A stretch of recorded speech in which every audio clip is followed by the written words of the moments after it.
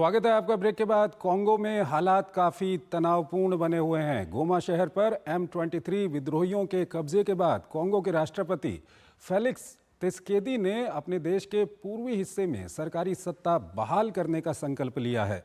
वहीं M23 विद्रोही दक्षिण की ओर बढ़कर और अधिक क्षेत्र पर कब्जा करने की योजना बना रहे हैं।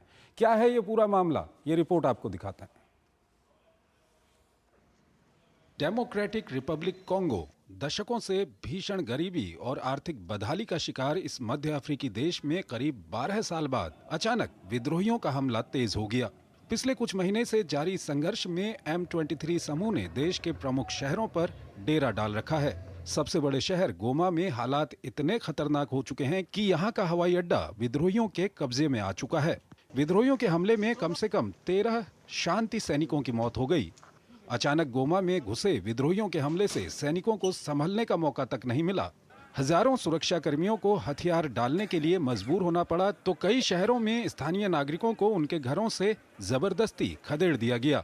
विद्रोहियों के कब्जे के बाद हजारों लोग अपने घरों से भाग चुके हैं।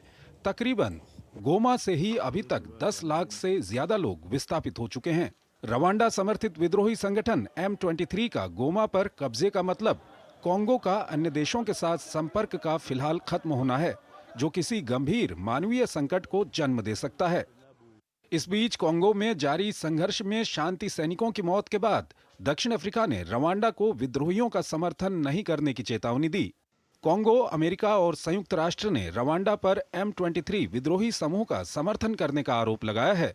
हालांकि रवांडा ने आरोपों को खारिज किया है, लेकिन उसने पूर्वी कोंगो में सैनिक और मिसाइल सिस्टम की तैनाती को स्वीकारा है।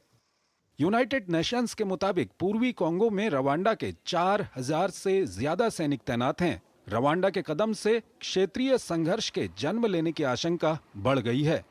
साल 2012 में भी M23 के विद्रोहियों ने करीब एक हफ्ते के लिए गोमा शहर पर कब्जा किया था, लेकिन समझौते के तहत बाद में उसे हथियार डालने पड़े। दरअसल संसाधनों से भरपूर कोंगो पर कब्जे को लेकर संघर्ष का इतिहास काफी पुराना है। M23 विद्रोही संगठन मुख्य रूप से एक जातीय तुत्सी लोगों का एक समूह है, जो पूर्वी कोंगो में दशकों से वर्चस्व जमाने की कोशिश में लगा है। जातीय समूह तुत्सी का आरोप है कि उसे कोंगो की सत्ता में न तो उचित स्थान मिला और न ही उसे सेना में शामिल किया गया। इसी वजह से तुत्सी समुदाय ने विद्रोह को हवा देते हुए 2012 में सरकार को उखाड़ फेंकने की असफल कोशिश की।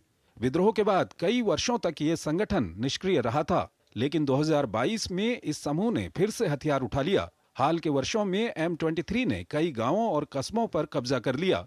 दरअसल पूर्वी कोंगो का ये क्षेत्र इससे पहले भी संघर्ष का केंद्र था।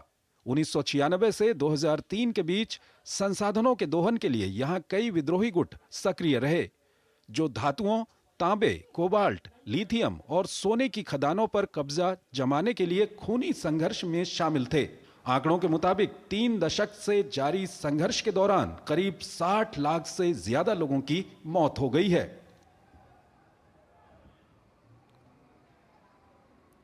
और आपको बता दें कि कोंगो में भारतीय दूतावास की ओर से एक एडवाइजरी जारी की गई है, जिसमें वहां रह रहे भारतीय समुदाय से सावधान रहने, सतर्क रहने और सुरक्षित जगहों पर जाने को कहा गया है।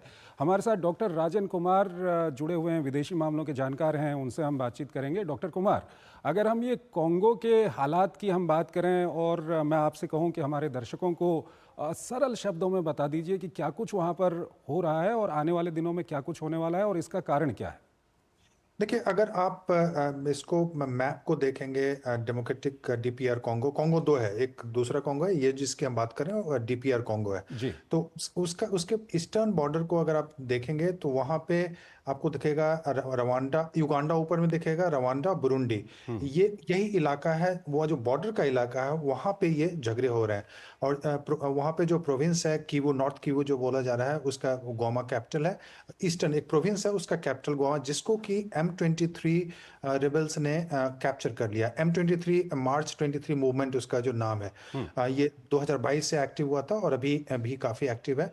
और अगर मैं थोड़ा सा 1 मिनट के लिए मैं आपको इतिहास में ले जाऊं तो आपको याद होगा एक फिल्म बनी थी होटल रवांडा, ये 1990 में जो रवांडन जेनोसाइड हुआ था, जिसमें कि हुत्सी हुत्सी जो वहाँ पे मेजॉरिटी ग्रुप है, उसने तुत्सी जो एक दूसरा जो ट्राइब जो कि अभी M23 का मेन फोर्स है, तो तुत्सी को ये लगभग 10 लाख लोगों को तुत्सी को हुत्सी ने मार दिया था उसमें। हुतू ने तुत्सी को मार दिया था। हुतू रिबेल, हुतू थे जो कि मेजॉरिटी थे, उन्होंने तुत्सी को मार दिया था। उसके बाद रवांडा में तुत्सी की गवर्नमेंट आ गई थी। और कॉन्गो में क्या हुआ कि कॉन्गो में उस ढंग का रोल तुत्सी को, जो तुत्सी ग्रुप्स हैं, उसको नहीं मिला। और अभी वहाँ पे जो गवर्नमेंट है उसमें, और वहाँ के जो मिलिट्री है उसमें, और जो M23 जो तुत्सी का जो रिबेल फोर्सेस, जिसको M23 बोला जाता है, उनमें फाइट है। और M23 ने गोमा शहर को बोला जा रहा है कि लगभग कैप्चर कर लिया है। और ये जो कॉन्फ्लिक्ट है यहाँ पे, वहाँ पे यूएन के भी फोर्सेस हैं, यूएन के फोर्सेस हैं, यूएन का स्टेबलाइजेशन फोर्स मोनुस्को के नाम से है, वह भी वहाँ पे है। और उसका विड्रॉल चल रहा था पिछले 2 साल से। आप देखेंगे तो वहाँ पे विड्रॉल चल रहा था, क्योंकि जो कॉन्गो की सरकार जो है उसने बोला कि आप यहाँ से विड्रॉ करें। और उसी के सपोर्ट में, यूएन के सपोर्ट में, वहाँ पे साउथ अफ्रीका के भी फोर्स थे। और अब साउथ अफ्रीका बोल रहा है रवांडा को कि तुम जो यहाँ पे इंटरफेयर कर रहे हो डेमोक्रेटिक डीपी आर कॉन्गो में, उसको बंद करो। और डीपीआर इसलिए इंपॉर्टेंट है कि डीपीआर की जो टेरिटरी है, क्षेत्र है, काफी बड़ा है। बोला जाता है कि इसका क्षेत्र लगभग जो पश्चिमी यूरोप का क्षेत्र है उसके बराबर है।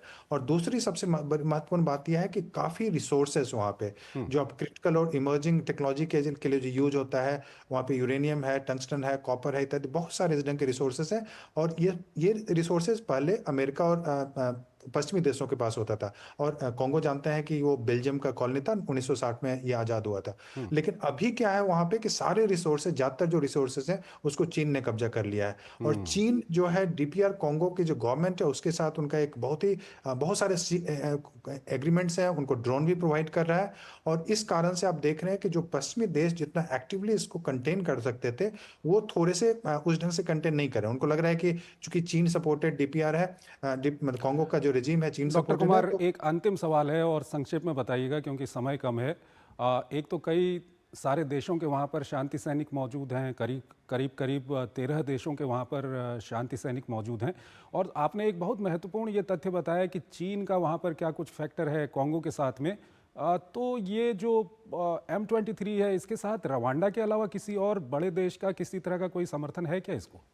देखिए, अभी जो स्टेटमेंट्स आए हैं उसमें जैसे अमेरिका ने बोला है रवांडा को, और फ्रांस ने, कई देशों ने, पश्चिमी देशों ने बोला है कि आप वहाँ पे जो कर रहे हो उसको बंद करो। लेकिन मुझे लगता है कि वो सुपरफिशियल है। जिस ढंग का प्रेशर रवांडा पे होना चाहिए, जो M23 पे होना चाहिए, मुझे लगता है कि वो प्रेशर नहीं है। और उसका एक कहीं ना कहीं कारण चीन का जो इन्फ्लुएंस है कॉन्गो, ठीक है, डीपीआर कॉन्गो, ठीक है, वो ठीक है। है। डॉक्टर कुमार, बहुत बहुत शुक्रिया आपका। इन दोनों विषयों पर आपने हमारे दर्शकों के सामने